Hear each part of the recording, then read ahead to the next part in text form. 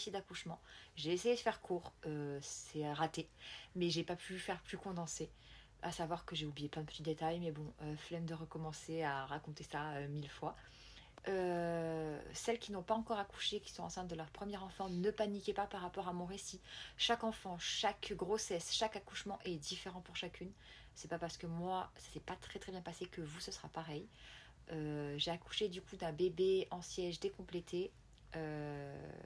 C'était du coup un accouchement un peu particulier, mais pas tous les accouchements en siège ne se passent de la même manière. Donc ça fait partie des risques et voilà, tout simplement.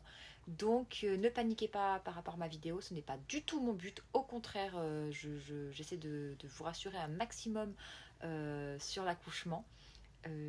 Donc vraiment ne paniquez pas, et si vous paniquez, venez m'envoyer un message privé ou quoi que. J'essaierai du coup de faire de mon mieux pour vous rassurer tout simplement. Et puis de toute manière, le résultat il est là. Donc tout va très bien aller. Et c'est tout. Hello, du coup je reviens 2 mois après mon accouchement. Je vous avais dit que j'essaierais de vous faire une vidéo pour vous en parler. J'étais pas prête forcément avant parce qu'il a été un petit peu mouvementé cet accouchement. Mais maintenant j'ai suffisamment de recul et des idées claires sur ce qu'il s'est passé pour pouvoir vous en parler. Alors, il faut savoir que mon bébé est né d'ailleurs en siège. Elle était en siège décomplété. J'étais dans ma dernière semaine de grossesse et ils avaient prévu de me déclencher ils m'ont mis plusieurs dates dans la semaine. Ils ont essayé de me faire un décollement des membranes le lundi qui n'a pas fonctionné parce que mon col n'avait pas assez maturé, etc. Tout ça. Donc le lundi, ce fut un échec et du coup, ils ont commencé à me dire qu'on me déclencherait le jour du terme, donc qui était le 19 octobre 2024. Donc c'était un samedi.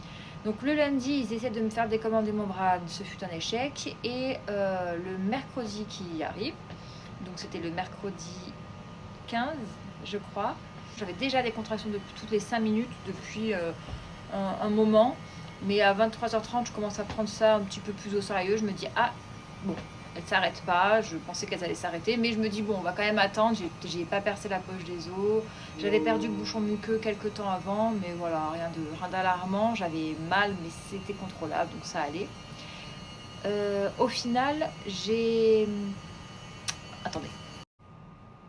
Du coup, je dis à mon chéri à 23h30 que bon, on va surveiller. Je lui dis d'aller se coucher parce que du coup, on est mercredi soir. Le lendemain, il était en repos. Donc au pire, on irait le lendemain si ça n'avait pas plus bougé que ça. Résultat, à 3h du matin, je le réveille, je dis écoute, j'arrive pas, je dors pas. Je crois qu'il faut aller à l'hôpital parce que les contractions sont toujours rapprochées. J'ai un petit peu plus mal. C'est toujours toutes les 5 minutes. Il n'y a pas d'interruption, il n'y a pas d'amélioration. J'ai essayé de prendre une douche chaude. Ça n'a rien changé, ça m'a un peu soulagée, mais ça a continué.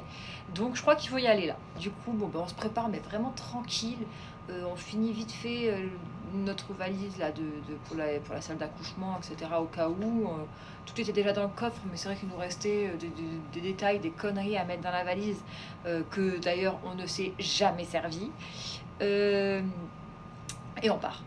On arrive donc aux urgences à 3h30 et donc là il me pose un monito, contrôle du col, il n'a pas bougé, toujours à 2, enfin à 1,5 cm quoi. Et ils me disent que voilà, je rentre en faux travail. Ah, le faux travail. Mais qu'est-ce que c'est mal choisi ce terme, c'est l'enfer quand même. Parce que psychologiquement, quand vous souffrez et qu'on vous dit c'est du faux travail, mais vous avez qu'une envie, c'est de le mettre, le faux travail, dans la tête du spécialiste qui est en train de vous dire ça. Oh là là, j'étais dégoûtée. Donc, faux travail. Donc, ils me disent de quand même, au cas où, aller faire un petit tour, marcher, faire des squats, faire mon petit train-train pendant 1 heure pour voir si les contractions jouent sur mon col, etc. Parce que faut savoir que vu que mon bébé était en siège, c'était possible que ce soit du vrai travail, mais que le bébé, apparemment, n'était pas encore descendu dans le ventre suffisamment pour appuyer sur le col pour le faire travailler. Enfin bref, tout un protocole, l'histoire. Résultat, donc on va faire un petit tour, on danse, on s'occupe comme on peut, je gère mes respirations, etc. Et on revient, il nous repose au monito, recontrôle du col, rien. On voit les contractions, hein, au monito, il n'y a pas de problème, mais rien. Du coup, ils nous disent de rentrer à la maison et d'attendre, quoi, de voir si ça s'empire, si machin. De prendre un bain chaud et de prendre 2 comprimés de Spasfon et un de Doliprane pour faire passer la douleur, enfin bref, voilà. Bon, c'est parti, on y va, on rentre à la maison. On rentre à la maison, mon chéri... donc là, il était 7h30 du matin. Donc mon chéri, un peu cher, va se coucher parce que ça sert à rien qu'il me tienne la main, hein, clairement. Il me fait... Non, en plus, c'est faux, je vous dis n'importe quoi. Il me fait couler un bain, bichette, il me prépare tout. Et je lui ai dit d'aller se coucher, il n'allait pas rester à côté de moi, peu cher. Donc il va se coucher, moi je prends mon bain, je m'endors à moitié dans le bain, mais c'est difficile de dormir parce que j'ai mal en fait. J'avais pris leur cachet et tout, en vain. Je sors du bain, je vais me coucher en espérant que, voilà, que ça passe, que je puisse dormir un peu parce que je commençais à être fatiguée. En plus, il faut savoir que je sortais d'une crève, je sais pas ce que j'avais eu, mais c'était compliqué. J'avais déjà accumulé pas mal de fatigue en fait. Donc là, j'étais vraiment pas top. Et puis, bon, la journée passe, ça va vraiment pas. C'est toujours toutes les 5 minutes, voire toutes les 3 minutes. C'est une cata. Et à 17h, je sais pas, mon chéri me l'avait déjà proposé plusieurs fois dans la journée, mais la lumière n'était pas connectée. Je me dis, mais si on contactait notre spécialiste qui est sur place à l'hôpital, c'est la personne la plus qualifiée de l'hôpital pour les accouchements en siège, on est avec elle, en fait on va l'appeler, on va lui dire que là elle veut me déclencher, donc là on était mercredi, non on était jeudi du coup, elle veut me déclencher samedi, mais peut-être que là il y a moyen, peut-être que mon col ça a bougé depuis hier, quoi, enfin cette nuit. Résultat, on l'appelle, elle nous dit « Oh là là, mais c'est trop dommage, vous auriez dû venir me voir à 8h, parce que je commençais à 8h, et à 8h, je vous aurais fait un déclenchement, et c'était réglé, parce qu'on ne peut pas vous laisser comme ça, quoi. Donc venez me voir, on va voir ce qu'on peut faire. » Bref, donc du coup, on va à l'hôpital. Donc du coup, on arrive à l'hôpital, et là, la spécialiste du vol nous fait passer devant les derniers clients qu'elle avait, et elle nous dit « Bon bah que voilà... je suis trop fatiguée, qu'elle ne peut pas me laisser dans cet état-là. Et que du coup, il faut m'interner pour la nuit. » Donc là, à ce moment-là, le seul truc qui me fait peur, c'est je me dis, mais je peux pas dormir ici sans lui, en fait, sans mon chéri. Donc, est-ce qu'il peut dormir avec nous et tout. Enfin, voilà. C'était ma préoccupation première, alors que j'avais des contractions depuis la veille et que vraiment, je douillais, quoi, à ce moment-là. Et du coup, elle me rassure, elle me dit que oui, il peut rester avec nous, il n'y a pas de problème et tout. Donc, une fois ce petit souci résolu, oh mon amour, elle me dit que du coup, voilà, elle va me prescrire, là, qu'on me donne 2 doses de morphine, que je pourrais choisir quand c'est que je les veux, mais qu'il faut que je les prenne pour dormir, en fait, pour que je récupère et pour que je sois en état d'accoucher le lendemain matin, donc le vendredi matin. Du coup, bon bah ok, donc on fait mon admission. Ma belle-sœur nous apporte des affaires parce que on était parti vraiment là va-vite parce qu'on avait peur qu'elle ait fini sa journée, etc. Hein. Et du coup, on n'a pas pris quelques affaires. Entre autres de quoi manger en fait, on n'avait pas pris de quoi manger, et moi il faut savoir que j'avais rien mangé, j'avais pas faim depuis la veille en fait, depuis la veille, zéro faim, zéro appétit, j'avais juste mal en fait, donc voilà. Et c'est mon chéri qui déjà me faisait boire avec insistance parce que je suis un vrai chameau. Et donc ils nous font l'admission, ma belle-sœur nous apporte des sandwichs, du ravitaillement, des compotes, parce que mon obsession c'était les compotes à ce moment-là. J'avais besoin de fraîcheur, d'un truc qui passe tout seul, enfin bon, la compote. Et mon chéri avait dévalisé juste avant d'ailleurs le distributeur de compotes, donc désolée à toutes les mamans qui ont accouché à la maternité de les compotes, c'était ma faute. Et au final, j'ai très mal. Donc ils nous ont pris donc à 18h je crois dans la chambre, et j'ai très mal, vraiment c'est l'enfer, ça continue, ça ne passe pas, c'est toutes les 5 minutes, mais ça s'amplifie, ça devient de plus en plus difficile à gérer. Je dis à mon chéri, purée, je comprends pas, j'arrive pas à gérer la douleur. Je suis très difficile à la douleur pourtant, et là je la gère pas, quoi. C'est pas insoutenable, mais c'est dur psychologiquement, c'est que du mental, quoi. Je le sais à ce moment-là, mais je n'y arrive pas. Bon, j'y arrive, mais c'est dur, quoi. Et j'essaie de faire du ballon, etc. Mon col ne bouge pas, il continue les contrôles, en vain.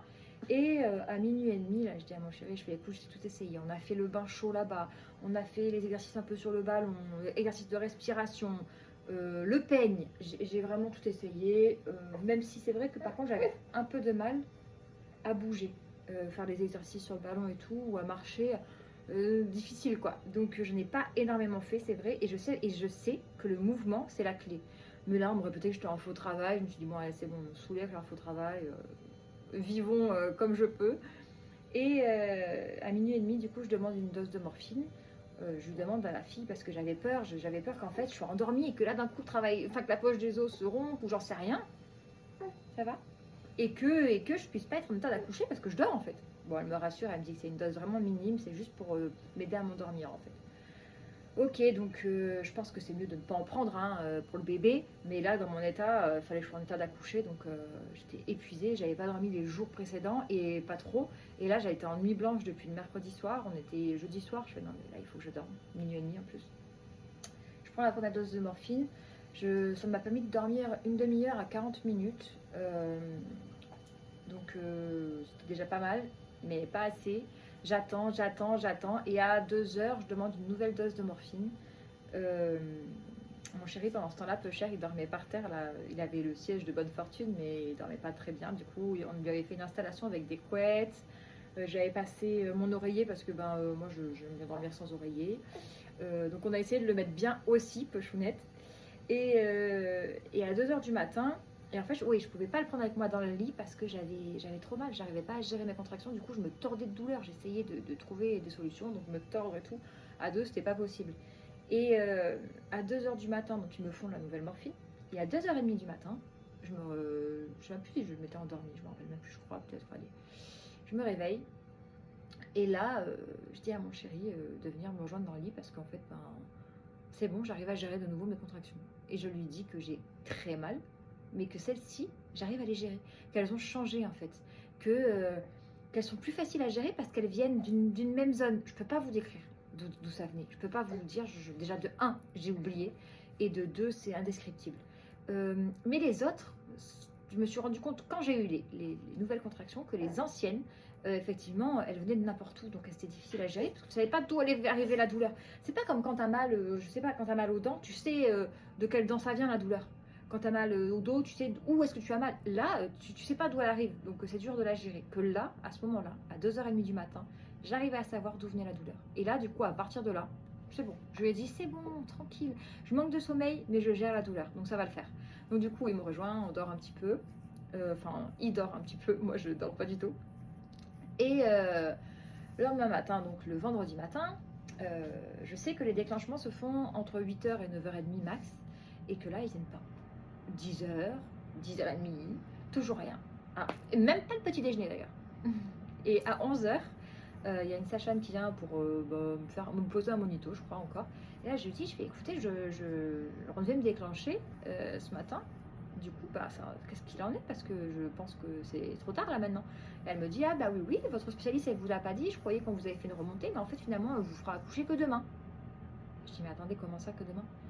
Moi, je suis en nuit blanche depuis mercredi. J'ai des contractions toutes les 5 minutes depuis. Je vais pas y arriver. Je ne vais pas y arriver en fait, parce que même si j'arrive à gérer ma douleur, il faut encore que j'ai de l'énergie. Et l'énergie, là, il m'en reste très peu, quoi. Genre, j'arrive à bout de mes forces. Sauf que, en fait, en me disant ça, la sage-femme qui va pas voulu mal faire, en me disant ça, elle m'a plombé tout le mental que j'avais. Et je dirais comme une championne de mes nouvelles contractions qui était costaud, toutes les 3 minutes cette fois-ci. Et là, elle m'a tout plombé. C'est-à-dire que là, impossible de réussir à gérer. Je commence à m'effondrer. Je pleure. Je dis à mon chéri, tu comprends pas, je vais pas y arriver. Je suis épuisée. Regarde dans quel état je suis. Je vais même pas réussir à marcher. Je suis pas bien parce que la sage-femme nous dit qu'il faut qu'on aille voir ma spécialiste. Normalement, la spécialiste, c'est elle qui vient à vous. À chaque fois, elle est venue à nous. Et là, que je suis en PLS, c'est à nous d'aller à elle, en bas de l'hôpital, etc. Je me dis, non, mais ils se foutent de moi, quoi. Genre, c'est pas possible. Ils me prennent pas au sérieux. Je vous dis que je vais mal. Ça ne va pas. Bref, donc moi, chérie, essaie de me remonter le moral. Moi, là, je suis clairement en phase désespérance. Ça ne va pas du tout. Et cette phase, beaucoup la vivent et à différents stades de progression vers l'accouchement. Et je le sais, parce que j'ai un livre de compète là-dessus qu'il faudra que je vous partage, que ma belle-sœur m'a partagé. Incroyable. Bref, je connais la phase de désespérance. Mais là, je ne savais pas que j'y étais dedans, puisque comme d'habitude, mon col n'avait certainement pas évolué. On ne me l'avait pas contrôlé depuis minuit et demi la veille. La sage-femme me dit, bah oui, vous comprenez, ça avance pas, en fait, on peut pas vous déclencher, parce que votre col ne bouge pas, vous êtes en faux travail. Donc elle me répète faux travail, mais qu'est-ce que c'est dur ce terme, ça n'a pas la tête, faut les changer ces termes-là. Parce que quand tu es en train de souffrir depuis je sais pas combien d'heures là, à ce moment-là, ça faisait, je sais plus, 36 heures que j'étais en train de galérer, et qu'on me dit c'est du faux travail, tu te dis que ta douleur, la douleur que tu ressens, n'est pas légitime, qu'elle est fausse, c'est l'enfer. Vraiment, c'est décourageant. Et on va voir la spécialiste. Enfin, on va voir. Donc moi déjà, j'ai le cul à l'air parce qu'on a la blouse là. Et que pour marcher avec des contractions, bonne chance. Donc du coup, c'était des pauses tous les 150 mètres peut-être. C'était je marchais à 2 de tension. Je vais pas y arriver. Bref, on arrive enfin chez la spécialiste. On attend dans la salle d'attente. Donc les gens là me voient en PLS. Clairement, j'étais assise, je me balançais, j'étais là, j'essayais de me reconcentrer, mais impossible, elle m'avait ruiné mon mental. Donc, pas de mental. Et là, la spécialiste, du coup, nous reçoit, elle voit ma tête et elle dit, oh mon Dieu, elle dit, c'est pas possible, on vous a quand même pas laissé dans cet état-là.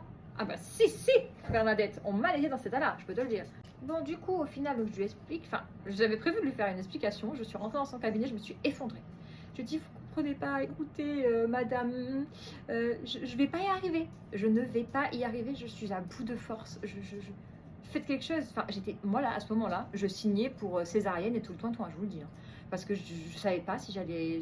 Le lendemain, donc j'étais partie là pour lui dire, écoutez, demain, pas de problème, hein, mais ce sera césarienne. Je ne vais pas y arriver, je ne pourrai même pas faire une poussée demain. Là, j'aurais pu aujourd'hui, mais demain, impossible. Résultat, elle me dit attendez, calmez-vous, mais je comprends pas qu'on vous ait dans cet état-là. Moi, on m'a dit que tout allait bien. Non, ça n'allait pas bien, donc je sais pas les infos comment elles sont passées, mais bon, ce n'est pas grave, l'erreur est humaine. Et résultat, elle m'examine. Bon, de toute façon, je sais que mon col n'a toujours pas bougé. Et je reviens. J'ai eu une urgence. Donc, résultat, elle contrôle mon col et là, elle me dit, donc moi je suis en pleurs à ce moment-là, elle me dit, mais pour cause que ça va pas, mais vous êtes dilaté à 6,5, 7. Pardon. Mais là dans ma tête, mais c'est la Java. Bon, à ce moment-là, je pleure encore plus parce que je pleure de soulagement en fait, en mode, ça y est quoi, c'est lancé, genre enfin. Et en fait, c'était une petite dose d'espoir. Qui là, c'est ce qu'il me fallait en fait, tout simplement. Si je voulais être capable, il me fallait juste un peu d'espoir, un truc à quoi me raccrocher, et elle me l'a donné en fait. Et donc avec mon chéri, sur le coup on n'y croit pas, on est là en mode vous êtes sûr et tout. Je pleure et je suis là, mais vous êtes sûr? Ça va. Pas patiente cet enfant. Je dis mais vous êtes sûr? Au final, elle me dit que voilà, que c'est pour aujourd'hui et que là je pars direct en salle d'accouchement. Parce que vu que mon bébé arrive en siège, il faut absolument qu'on me... Oui, mon cœur. Qu'on me pose la péridurale. Parce qu'ils ne font pas les accouchements en siège sans péridurale. Au cas où, qu'ils donnent un instrument, je sais pas quoi, tout ça. Sachant que de base, moi, je voulais accoucher sans péridurale. Donc, du coup, j'avais prévu d'attendre... j'avais le droit d'attendre jusqu'à 7 ou 8 pour poser la péridurale. Donc là, j'étais quasiment à 8 en fait. Donc, enfin, j'étais quasiment à 7. Mais 8, elle est arrivée vite. Parce qu'apparemment, je dilatais très vite à ce moment-là. Donc, voilà, pas le choix péridurale. Donc, du coup, ils me font partir, ils me font remonter. Mais là, juste avant, elle regarde mes résultats et elle dit voilà, en plus, le bébé, il est un peu fatigué. Donc oui, non, il fallait que dans tous les cas, j'accouche aujourd'hui, quoi. Donc, petite erreur de la part de l'équipe, mais bon, c'est pas grave. On remonte. Donc là, on va pour partir en salle d'accouchement. Il y avait un auxiliaire qui s'est très bien occupé de nous, donc il m'a proposé de prendre une douche. J'en ai pris une parce que je me suis dit que le temps qu'on me pose la péridurale, ça me détendrait, donc c'est pas plus mal. Bien qu'à ce moment-là, je réussissais de nouveau tranquille. Dès que je suis sortie du cabinet de la spécialiste, les gens qui étaient dans la file d'attente, du coup que j'avais grillé, enfin c'est elle qui me fait passer d'abord, hein, elle avait une urgence, c'était moi. Mais les gens qui m'ont vu ressortir, donc ils m'ont vu rentrer en mode... Ils m'ont vu ressortir en mode allez c'est parti on y va, warrior la meuf, genre viking. Donc ils n'ont pas trop compris. Je pense qu'ils ont dû se dire mais elle s'est foutue de nous, elle a fait genre qu'elle allait mal pour nous passer devant et au final elle pète le feu quoi. Non. Si vous étiez là, je ne pétais pas le feu, mais j'avais suffisamment d'espoir à quoi me raccrocher pour aller bien. Donc je prends la petite douche, mon chéri il met les affaires dans un casier parce que pour aller en salle d'accouchement, il avait le droit qu'à prendre à boire, à manger. Il avait droit à quoi? Téléphone, chargeur. J'ai pu prendre mon doudou. Ça, c'est génial. Et bon, voilà, le minimum, quoi. Et du coup, bah, lui, il fait ça pendant que moi, je rentre en salle d'accouchement et que je rencontre du coup l'anesthésiste qui me pose la péridurale. Génial, je vous jure, génial. Moi, ce qui me faisait peur dans la péridurale, c'était la première piqûre, celle qui endort la zone, la petite zone, quoi. Parce que j'ai toujours eu peur de ces piqûres d'anesthésie, en fait. J'avais pas peur de la péridurale en elle-même, j'avais peur de la petite piqûre avant la péridurale. Au final, génial. Le mec, l'anesthésiste, un sniper, je vous jure. J'ai eu aucune douleur, je n'ai rien senti, vraiment incroyable. Après, il m'a dit que bah, je gérais très très bien les contractions parce que je ne bougeais absolument pas, j'étais statique. Et en même temps, quelques années avant, j'avais eu une opération, enfin une exploration cardiaque. J'avais tout senti. Je peux vous dire que j'étais opérationnelle pour ce genre d'épreuve. Et résultat, au final, péridurale nickel. Mon chéri revient, je lui dis franchement super péridurale. Et là, je commence à moins sentir un peu mes jambes, mais super bien dosé, dans le sens où je sentais moins mon bas du corps. Mais je pouvais quand même bouger les jambes toute seule. La droite était un peu plus difficile, on va dire, à bouger, mais je pouvais les bouger, je pouvais me repositionner. Super, je vous jure, super. Celles qui ont peur de la péridurale, franchement, n'ayez pas peur. Je vous promets, enfin, je pense que ça dépend de l'anesthésiste. Attention, je ne veux pas m'avancer non plus, qu'après je vais recevoir des messages. Ouais, ben moi, ça a été raté. Je veux bien l'entendre. Ça dépend de plein de choses, je pense. En tout cas, pour ma part, si je dois vous dire quelque chose, c'est n'ayez pas peur de la péridurale. Je ne dis pas qu'il faut la prendre et qu'il ne faut pas la prendre, mais si vous la prenez, n'ayez pas peur. Point barre. Fin du débat, j'ai pas envie de débattre là-dessus. Qu'est-ce que t'en penses? C'est pas tes doigts qu'il faut manger, c'est le bibi. Et donc voilà, après de là, bah, avec mon chéri, donc là il devait être midi, ouais, il devait être midi et demi maximum. Et j'ai accouché à 19h10. Pour la faire brève, jusqu'à ce que j'accouche quasiment. Mon accouchement a duré 45 minutes déjà, il faut le savoir. Et jusqu'à ce moment-là, j'ai fait que dormir. Je disais à mon chéri, je suis désolée, tu me tiens compagnie, mais je te parle même pas, je suis épuisée, je dors. Donc je faisais que dormir, j'avais besoin de récupérer en fait, tout simplement. Et heureusement, vu ce qui m'attendait. Et donc j'ai fait que dormir, c'était un sommeil très réparateur si vous voulez tout savoir. Ils m'ont posé la synto, enfin l'ocytocine là, pour que ça aille plus vite, etc. Je sais pas quoi. Bon, ok, de toute façon, je savais même pas ce qu'ils faisaient à ce moment-là. Je vous dis, j'étais pas là. Donc ils m'ont posé ça et elles sont venues pour percer la poche des os parce que le bébé commençait à vraiment fatiguer. Donc elles m'ont dit il faut accélérer le truc. Et au final, en voulant percer la poche des os, elles ont soulevé le drap et elles ont vu que j'avais déjà perdu les os en fait. On s'était pas rendu compte parce que je dormais, mais j'ai ressenti. Et il y avait pas mal de méconium. Mais c'est ce qui arrive souvent quand le bébé est en siège. Donc faut pas paniquer, c'est censé être normal, quoi. Sauf qu'au final, elles se rendent compte qu'il y a une deuxième poche des os. Enfin, vous savez, c'est plusieurs couvertures, on va dire. Donc bon, elles m'ont percé la deuxième. Et pendant l'accouchement, elles se sont rendues compte qu'elles en avait une troisième. Donc là encore, elles ont percé. C'est pas douloureux. Enfin, pour moi, ce n'était pas douloureux. Il faut savoir que j'avais la péridurale. Peut-être que sans péridurale, c'est douloureux. Je ne sais pas. Résultat, du coup là tout s'enchaîne. Vu que j'ai perdu la poche des os, vu que j'ai perdu les os, je veux dire, tout s'enchaîne, on se prépare, on s'installe. La salle d'accouchement, contrairement à ce que je pensais, moi c'était pas du tout glauque. Il y avait des fenêtres, c'était très lumineux, très joli. C'était pas très, ça faisait pas froid comme une salle d'opération, quoi. Non, franchement chouette, hein, à refaire. Et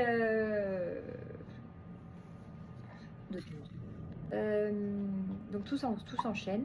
Et de là, mon chéri, donc on le met à ma gauche. Et là, on m'explique que le cœur de bébé est très fatigué quand même. Et que il faut qu'on accélère un peu le rythme. Et que malheureusement, bébé n'est pas descendu. Donc elle est toujours au troisième niveau, tout en haut. Elle n'a pas décidé de prendre l'ascenseur. Elle n'est pas pressée, quoi. Et que il faut qu'elle descende en fait. Il faut d'abord qu'elle descende. Normalement, quand on accouche, le bébé est déjà descendu. Et là, il faut que je la fasse descendre avec des poussées. Et en fait, plus tard, elles m'expliqueront qu'elles ont voulu tester mes poussées, voir si j'y arrivais bien. Si je n'y étais pas parvenue, à savoir bien pousser, etc., on serait parti en césarienne d'urgence. Mais bon, au final, j'ai réussi à bien gérer mes poussées. Donc, elle est descendue, donc premier étage, deuxième étage, troisième étage. Et là, malheureusement, on n'arrivait pas à bloquer sa fesse. Parce que du coup, bah, faut bloquer la fesse, enfin, les fesses du bébé pour pas que ça fasse demi-tour en fait. Enfin, si vous voyez l'image quoi. Et on n'arrivait pas à bloquer sa fesse. Moi, j'arrivais pas à pousser assez pour bloquer sa fesse. Eux, ils n'arrivaient pas à attraper la fesse parce qu'elle glissait. Bon, bref, un peu problématique à ce moment-là. Mais ils parviennent à m'aider. Enfin non, elle me dit, écoutez, si là vous n'arrivez pas, on va faire un dernier essai. Si vous n'y arrivez pas, on part en césarienne d'urgence. Là, je dis, ok, est-ce que si on part en césarienne d'urgence, moi j'ai rien contre la césarienne, hein, faut le savoir. Je préférais un accouchement par voie basse, mais bon, moi ce qui m'importe, c'est la santé de mon enfant, point barre. Mais là, je lui dis, est-ce que si on part en césarienne, mon chéri sera là? Et elle me dit que non, césarienne d'urgence, le papa ne peut pas être là. Et là, je peux vous dire que là, je me suis dit, ah ouais? Ah bah alors là, hors de question, il va jamais rater l'accouchement. Hors de question en fait, je vais tout donner. Donc je donne tout. Et résultat, on arrive, l'équipe et moi, à bloquer la fesse du coup de ce petit canard. De là, fesse bloquée, maintenant il faut la faire descendre et faut l'expulser tout simplement. Et résultat, bon bah là c'est un peu plus compliqué parce qu'en fait, enfin non, c'est pas plus compliqué, je reprends. Je fais, je crois, 3 poussées, paf, c'est bon, c'est réglé, le reste du corps commence à arriver. Ok, easy, ultra facile, pas de douleur, vraiment vie de rêve. J'étais en position allongée et en chasse-neige. J'avais l'auxiliaire qui me gardait les jambes en chasse-neige. Super parce que c'est la position que je voulais en sachant que j'allais avoir la péri. Je savais pas si j'allais être capable de me mettre soit en 4 pattes ou quoi. Et je ne voulais pas accoucher dans la position gynéco. Et donc chasse-neige c'était le moins pire on va dire de ce que je voulais. Donc ça va. Et parce que je sais que ça déverrouille le bassin, tout ça, bref. Et le corps sort. C'est très impressionnant. Un accouchement en siège, c'est très très impressionnant parce que déjà les fesses sortent et après les jambes sortent. Et quand elles sortent, ça fait un effet caoutchouc. Ça fait ça, voilà, c'est pour vous imaginer les fesses, les jambes et dès que ça sort, poum, il y a les jambes qui là. Bon. En plus, j'avais demandé le truc là pour pas voir. Au final, on voit vraiment tout. Mon chéri, il a tout vu aussi. Vous voulez pas spécialement qu'il voit, mais il a tout vu. Moi, il m'a dit franchement, sur le coup, tu te fous, t'es pas traumatisé. Hein. Il était content. Il se foutait quoi. Résultat, jusqu'ici ça va. Ça fait bien longtemps que je suis déjà en train d'accoucher, mais ça va. Et là, en fait, la tête reste coincée. Donc sa tête reste coincée à l'intérieur. Le corps est à l'extérieur, la tête est à l'intérieur. Et là, je vois qu'on prend mon bébé et qu'on fait ça, qu'on le ramène sur mon ventre, qu'on le manipule. Enfin, je vois mon bébé, mais sans la tête. Hein. C'est une cata. Mais je me dis, je suis très rationnelle comme personne. Et je me dis, s'ils font ça, c'est qu'ils savent ce qu'ils font. C'est que ça ne lui fait pas mal. Enfin, ça ne lui fait pas mal. C'est pas ça le terme. Mais c'est qu'ils gèrent. C'est la chose qu'il faut faire, en fait. Donc, j'essaie de remettre la confiance que j'ai en eux. Et sauf que là, voilà, la tête elle reste coincée, ça ne se déverrouille pas. Et en fait, il m'explique que sa tête s'est défléchie. Donc normalement, un bébé ça naît avec le menton collé là, pour que ce soit plus facile.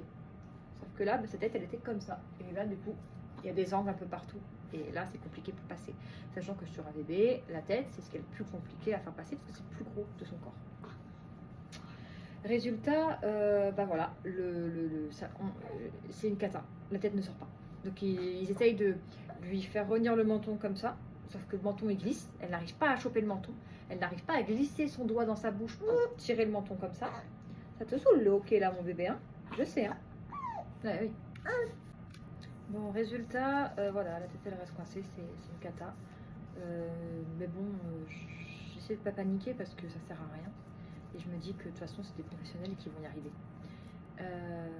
Et là, en fait, donc je pousse. Ça s'accélère parce que je comprends l'urgence de la situation. Donc, je ne respire même presque plus entre les poussées tellement que j'ai peur. Donc, je fais que de l'apnée. Je suis là, j'essaie de pousser, j'essaie de tout faire ce que je peux. Il faut savoir que j'ai des problèmes cardiaques. Et du coup, mon chéri, il avait très peur pendant l'accouchement que mon cœur démarre. Au final, il a démarré à ce moment-là. Parce que en fait je lève les yeux et là je vois la gynéco, donc la personne la plus qualifiée de la pièce, qui s'effondre en larmes et qui doit s'asseoir. Et là je comprends l'urgence en fait. Là je me dis, si la personne la plus qualifiée de cette salle est en train de s'effondrer, c'est que mon bébé est mort en fait. C'est que mon bébé est mort ou alors elle est en train de mourir. Parce que c'est une spécialiste, c'est une pro. Pourquoi elle fait ça? Pourquoi elle s'effondre? Et là du coup je me mets à pleurer. C'est normal, je me mets à pleurer. Je me dis, mon bébé est mort en fait. Ou est en train de mourir. Et là il y a mon chéri qui est focus sur moi, qui me regarde. Et il me dit, ça va, c'est bien, tu fais ça comme une reine, c'est bien et tout.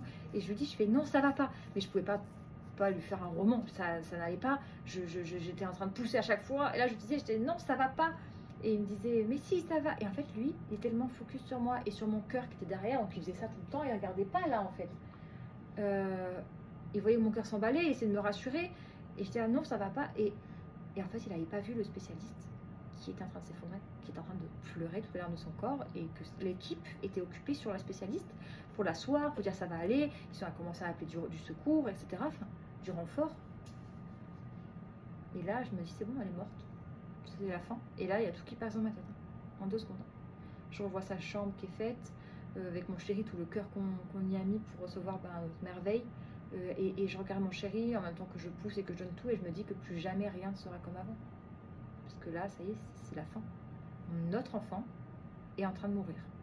Et c'est l'enfer. Tout défile. Et mon petit cœur d'amour. Non, maman, elle pleurera plus, on a dit. Et au final, il y a un monsieur qui arrive, c'est le mec qui va réanimer notre bébé, si jamais il arrive à sortir. Et ils essaient les spatules, ça sort toujours pas. Ils essaient l'instrument, ça ne sort pas. Et là, elle se dit, la gynéco se dit, bon bah, on va retenter le doigt dans la bouche, dernière tentative. Elle essaie le doigt dans la bouche pour réfléchir la tête. Et là, elle y arrive. Et là, elle sort. Là, direct, le bébé sort. Je sens qu'elle sort. On me la pose sur le ventre, mais juste le temps pour qu'ils aient le temps de couper le cordon. J'entends pas de pleurs. Il m'a semblé entendre un cri, mais j'arrivais pas à savoir si c'était mon imagination ou pas. Parce qu'il y avait un silence de mort. Un silence de mort dans la pièce. Il la pose, et moi, en fait, j'ai pas voulu regarder parce que j'étais pas prête à voir mon enfant mort. Ça, c'est... Et ça, je m'en veux quelque part parce que j'aurais voulu la voir, en fait. J'aurais voulu voir... Non, maman, elle pleure pas. J'aurais voulu voir à quoi elle ressemblait à ce moment-là. J'aurais voulu vivre cet instant avec elle, même si je ne l'aurais pas prise dans mes bras. C'est une image, du coup, qui me manque pour reconstruire l'événement, en fait. Mais bon, c'est comme ça, c'est pas grave, c'est pas un truc important. Il l'emmène, et là, il y a le silence. Et je compte sur ce silence pour réussir à entendre un bébé pleurer, en fait, à travers la porte, etc. Mon chéri, à ce moment-là, a vu, entre-temps, que le spécialiste était en train de pleurer, a vu mon état, a vu ce qui vient de se passer, a vu le bébé sortir, a vu le bébé partir. Bon, il a vu tout ça. Et là, il dit, non, là, par contre, maintenant que le bébé est sorti, qu'elle est entre de bonnes mains, il faut que je m'assoie parce que là, je vais faire un malaise, en fait. Parce qu'ils n'avaient pas prévu de chaise ou quoi. Du coup, bon, bah, de lui-même, il s'assoit au sol et tout, un peu cher. J'essaie de faire en sorte qu'on l'aide, lui aussi. Mais en essayant d'écouter, voir si j'entends ma fille pleurer, que je n'entends pas pleurer. Depuis, tu t'es rattrapée, c'est très bien. Et là, il y a l'anesthésiste qui vient, qui prend ma main et qui me dit c'est très bien, vous avez fait tout ce que vous avez pu. Non, mais attendez, moi j'ai vu ça dans les films. Hein. Quand on te dit ça, c'est que la personne, enfin le bébé est mort en fait. Vous avez fait tout ce que vous avez pu. Bon, ça appartient d'un bon sentiment, je ne lui en ai pas voulu. Mais sur le coup, je me suis dit, bon, bah, il me confirme que mon enfant est mort. Et là, au bout de quelques minutes, enfin des secondes plutôt, hein, mais ça me paraît des minutes, je leur dis, bon, par contre, je vous ai laissé faire votre travail. Là maintenant, il faut qu'on s'occupe de moi, il faut qu'on me rassure, j'ai besoin de savoir quoi. Je leur dis, comment va mon enfant? Elle est vivante? Et là, personne ne me répond. Tout le monde fait comme s'il ne m'avait pas entendu. Et moi, je suis bloquée sur ma table, quoi. Et du coup, l'anesthésiste, super gentil, me dit, écoutez, attendez, je vais aller voir, ok, restez là, essayez de rester calme, je vais voir. Il va voir, il revient. Et il me dit, écoutez, votre bébé va bien. Je dis, ah bon, vous êtes sûr? Et j'ai l'impression qu'il me ment. J'ai l'impression qu'il me ment parce que tout le monde fait une tête d'enterrement. Donc je me dis, maman, il dit ça pour que je reste calme, ils vont me quoi? Ils vont me mettre de la morphine comme dans les films, ils vont m'endormir pour que je supporte mieux la nouvelle en fait, que j'y crois pas. Et au final, ils viennent chercher mon chéri, ils disent, est-ce que vous pouvez venir et tout pour faire le pot et pot avec le bébé, machin, hein. Et du coup, là, je me dis, bon, quand même, il ne jouerait pas la comédie comme ça, il ne viendrait pas chercher le papa en leur faisant croire que sa fille est vivante si elle est morte. Donc, du coup, je commence à me détendre un peu, à y croire. Le placenta, ben, entre-temps, il ne veut pas sortir parce que ben, pour qu'il sorte, généralement, il faut qu'il y ait de l'ocytocine, il faut qu'il y ait une belle hormone. Et là, il n'y en avait pas. J'étais pas heureuse. Et là, je les vois revenir. Donc, mon chéri et ma fille. Oui, mon cœur. Et il me dit, les premiers mots qu'il me dit, c'est mon amour, elle va bien et elle est magnifique. Ah, mon cœur. Oui, mon bébé. Et voilà. Et entre-temps, après, on apprendra que elle allait être réanimée, mais que finalement, elle a repris connaissance toute seule. En fait, ce qui s'est passé, c'est que le cœur de mon bébé était trop faible. Il aurait fallu me faire partir, vu qu'elle était tout en haut, qu'elle n'était pas descendue. Il aurait fallu en fait me faire partir directement en césarienne parce que j'en étais à 46 heures de contraction à ce moment-là, il me semble.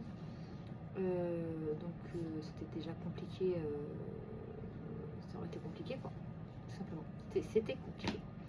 C'était compliqué même si j'avais la force de. Le fait est, c'est que là, pour le coup, ils ont joué avec la vie de mon bébé. Ils ont joué avec sa vie, et la mienne d'ailleurs. Et je remercie quand même l'équipe parce que en fait ils ont fait une erreur. Ils ont fait une erreur, ça arrive. Mais le problème c'est que apparemment c'était pas la première et c'est dommage. Mais je suis tombée quand même sur une équipe incroyable. Ils ont été très gentils avec nous. Mais voilà, ça aurait pu avoir une fin dramatique. C'était un accouchement. Après avoir accouché, j'ai dit que je n'étais pas contre accoucher de nouveau dans ma vie. Ça ne m'a pas, on va dire, dégoûtée de l'accouchement, parce que l'accouchement en lui-même, je l'ai bien vécu. C'est la fin. C'est la fin qui est terrible. De ne pas savoir si ton enfant est vivant ou s'il est mort. D'avoir pris ce risque. C'est tout ça, même si ça arrive. Comme je vous l'ai déjà dit, ça arrive, il n'y a pas de doute. C'est pour ça que de suite après, quand j'ai su que ma fille allait bien, que le papa est parti chercher le bébé, la gynécologue, qui était encore en train de pleurer, je lui ai dit, écoutez, je sais que vous avez fait votre possible. Ça va aller. Voilà ce que je lui ai dit. Et normalement, ça aurait dû être elle qui me réconforte. Et c'est moi qui l'ai réconfortée. Et j'ai essayé de rester bienveillante tout le long. Ça s'est très bien passé. Je ne remets pas en cause les personnes. Simplement, les décisions auraient pu être peut-être mieux. Auraient pu être moins dangereuses, prendre moins de risques. Et voilà. Sachant que par la suite, j'ai rencontré d'autres personnes qui m'ont dit avoir vécu exactement la même situation. Et avec des conséquences dramatiques, comme des crânes brisés, des hémorragies cérébrales, des fractures chez les nourrissons. Donc voilà, donc verdict, moi c'était un peu compliqué cet accouchement, mais c'est pas parce qu'il m'est arrivé ça que ça va se passer comme ça pour vous, si vous n'avez pas encore accouché, pour les sièges, etc. C'est, je pense, quelque chose qui peut arriver, comme dans n'importe quel accouchement, il y a des complications en fait, ça peut arriver. Simplement, voilà. Je pense que toute personne qui a des contractions qui durent depuis des semaines, n'importe quoi, des heures et des heures et des heures et des heures et des heures et des heures, si on reprenait tous les renseignements. Moi, j'étais pas au courant que mon bébé avait son cœur qui fatiguait. On me l'a dit, mais après on m'a dit que ça allait mieux. Quand j'étais quand on m'a laissé pendant quelques heures là pour dilater plus, etc., avec la péridurale, machin, on me changeait tout le temps de position, toutes les 30 minutes, en disant ouais, le bébé il aime pas cette position, mais sans m'alarmer. Ce que je comprends aussi. Mais peut-être que si j'avais su que le bébé n'allait pas très bien, J'aurais dit, mais pourquoi on part pas en césarienne? Comme ça, on prend pas de risque. Mais bon, avec des si, on referait le monde. En tout cas, l'équipe était top. Même la gynécologue qui s'est effondrée, c'est pas professionnel. Tous ceux à qui j'en ai parlé me l'ont dit, des professionnels me l'ont dit. Je pense que vous avez raison, mais que derrière chaque professionnel, il y a aussi un cœur. Et que voilà, c'était peut-être trop pour elle à supporter à ce moment-là. Puis je pense que, honnêtement, mon chéri me l'a dit direct après, il m'a dit, elle pleurait parce qu'elle s'en voulait. Selon lui, voilà, c'est parce qu'en fait, elle avait pris un risque, elle le savait. Et là, elle s'est dit, eh merde. On ne saura pas pourquoi elle s'est mise à pleurer, je pense que c'est pour ça. Et bon, si, on sait, c'est parce que le bébé allait très mal.